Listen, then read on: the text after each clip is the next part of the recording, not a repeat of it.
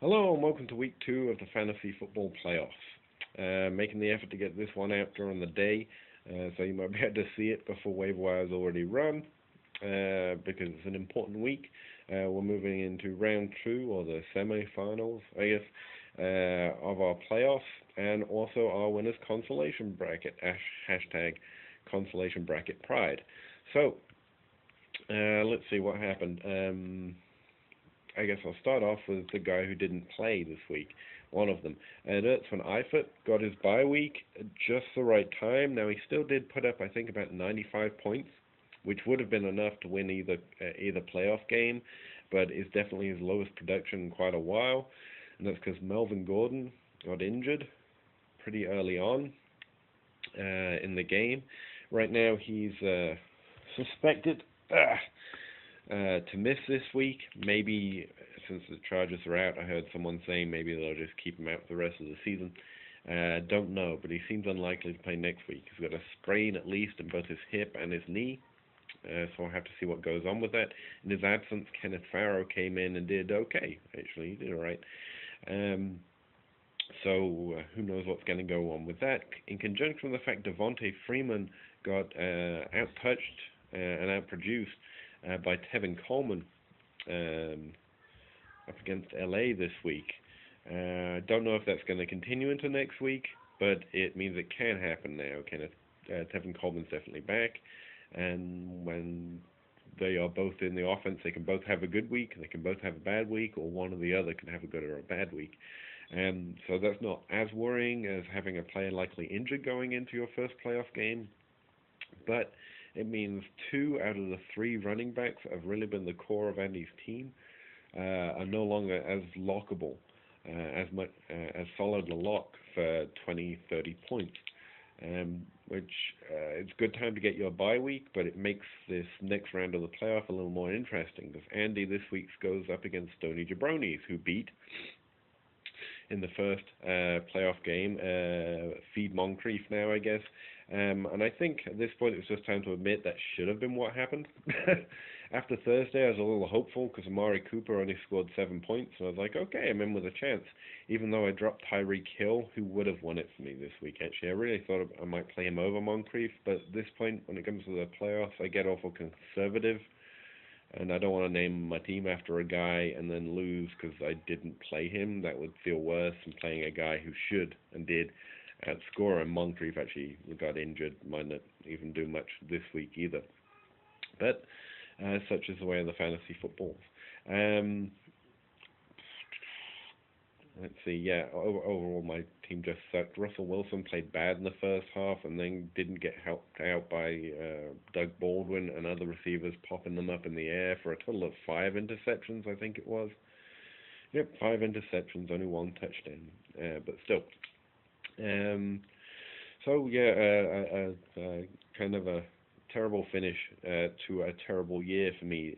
But on to bigger and better things. The Stoney Jabronis, who also suffered through a week of bad production, only putting up 94 points, wasn't it?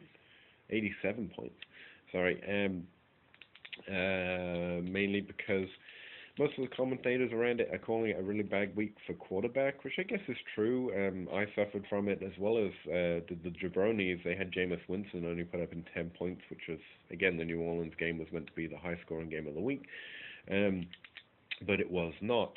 So we kind of just equaled each other out in that way. But I'm noticing running backs like Devontae Freeman, jeez, and Melvin Gordon, as I already mentioned.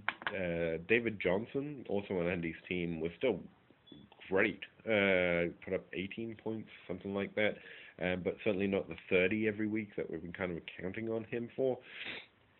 But still, and also with the Chargers out, it's a funny part of the year because it's the most important part for the fantasy football community, but NFL teams that are now definitely out of the playoff hunt and really trying to assess what they've got, they get harder to predict in some ways. Are they going to play as hard? Are they going to play their really expensive or really their best guys as hard as they might? They're meant to, and they always say they will, and normally they do, but it gets all I get a little insecure in predicting that as well. And Zeke Elliott also, who has him? I'll be in the playoffs. Goofy Ridge Runners. Yeah. In our other consolation, in our other playoff game, the Goofy Ridge Runners did manage to eke out a victory, 94-92, against the surging Kentucky Aardvarks, who still outscored me in the playoffs, and definitely after this last few weeks deserved their place a lot more than my team did. But let's see if I can see the game here. Zeke Elliott was one of the reasons that the Goofy Ridge Runners really had to eke it out to a late Monday win, with Tom Brady putting up 31 points. If he'd scored 2 less points, because that was the last player on his team, he would have lost. But because he did so well in that game against the Ravens, he was able to make up from a 0 from Matt Forte and a 0 for Dan Bailey, but still. And so that's Matt Forte. Ezekiel Elliott only put up 10 against the Giants, and that was in a week where they had lost JPP, who's a pass rusher, but had also been very useful in the run game. I really thought Elliott would go off this week, especially since the pass defense for the Giants has been so good, like a funnel into the run. But only put up 10. So this week, everyone's saying the quarterbacks did terribly, and they did. Look, on the other side of this playoff game for the Kentucky Aardvarks, still put up 21 points, but he played bad, man. But still, I'm noticing running backs, just 1 week out of a solid season for running backs suddenly seem to fade, or in our first playoff week. It's weird. Still, didn't stop the Goofy Ridge Runners going in. Again, as I said, because Tom Brady put up such a solid performance, he's able to make up for all the ills on the rest of the Goofy Ridge Runners roster. Matt Forte also opened up, or not playing well because of injury. I heard one report saying he was hearing crackling in his knee, so hard to blame him for not putting up too many points. Opened up Bilal Powell, who just went off against San Francisco's historically bad run defense. And presumably this week too, Bilal Powell will be back to own.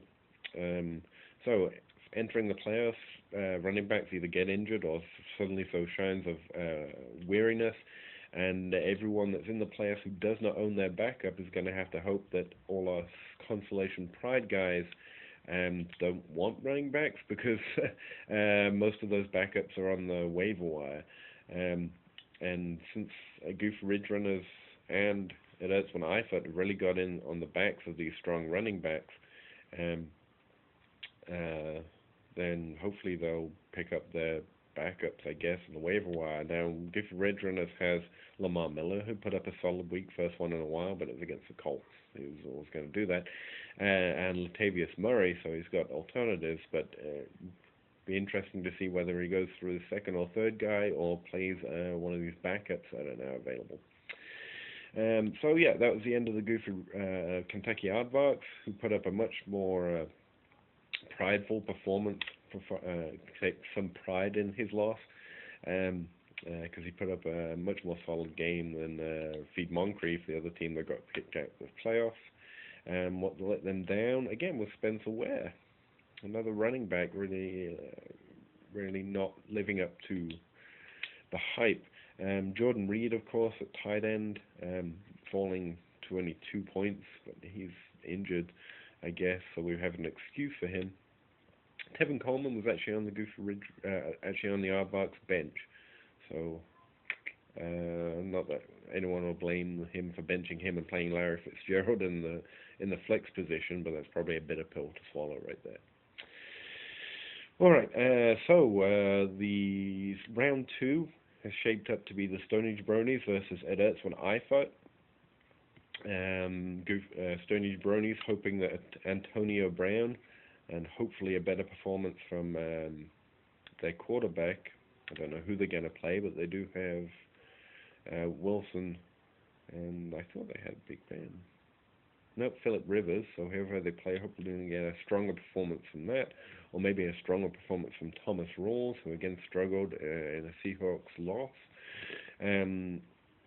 Well, that's when I thought are either going to play their backup or the running backs on their bench, which is Ryan Matthews,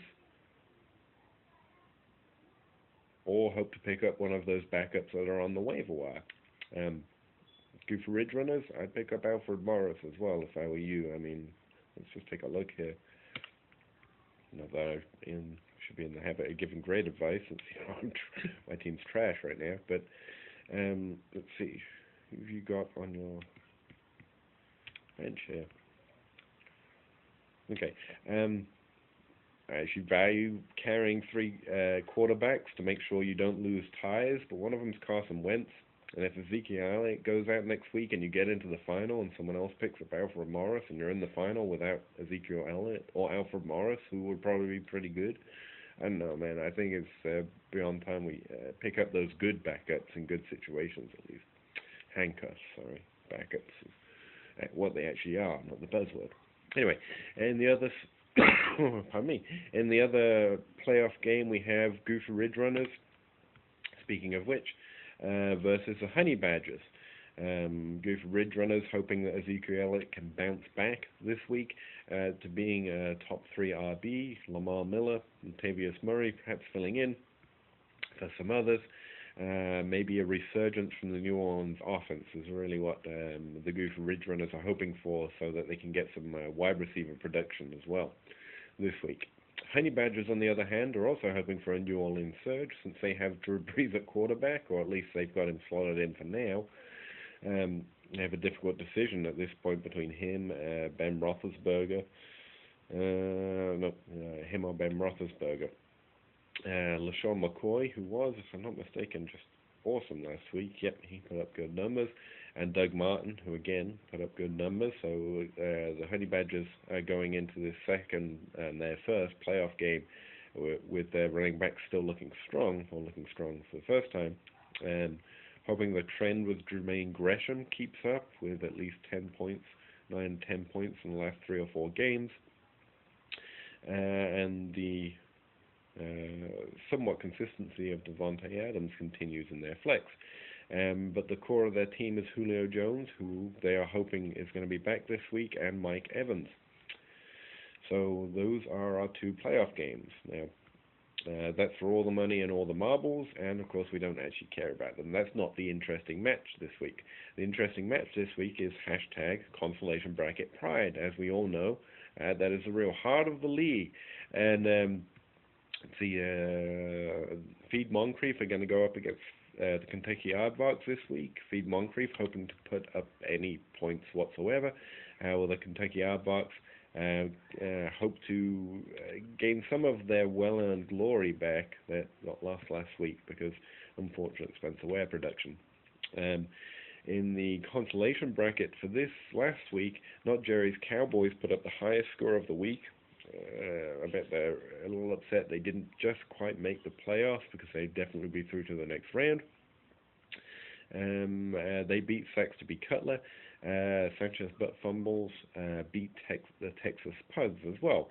And so in the consolation ladder, we have the Sanchez Butt Fumbles facing off this week against Not Jerry's Cowboys, and Texas Pugs facing off against Saxby Cutler in a fight to not be at the bottom. After that, which I think we'll all agree is most important, we'll have a split ladder here where the winner of the Feed Moncrief and Kentucky Aardvarks game is going to go up against the losers of the 2 playoff brackets, where the consolation bracket moves forward to find out who's going to win that consolation bracket pride. And if you think I'm not trying to win my own $10, you're wrong. If I win the $10, I'm going to get it broken down into ones, and then I'm going to roll around in it as best I can roll around in $10, and send you all a picture just to gloat that I have my own $10. And if you think I'm not that petty, you haven't been paying attention. So keep playing the waiver wire, keep fighting, because I will find some petty way of declaring a victory. That's now my goal for this black hole of a season. I must find some way to claim victory, and I will take it in whatever petty fashion I can find. So Let's Go Aardvarks, you're already projected to win by over 20 points. But as you know, with an ESPN predictions, that probably means you're at a disadvantage at this point. Although current trends probably say you're not. All right, congratulations to those that have moved forward. You all get to go fight for the $200 towards the JK knife. The rest of us are going to go compete for what really matters: petty victories. Good luck.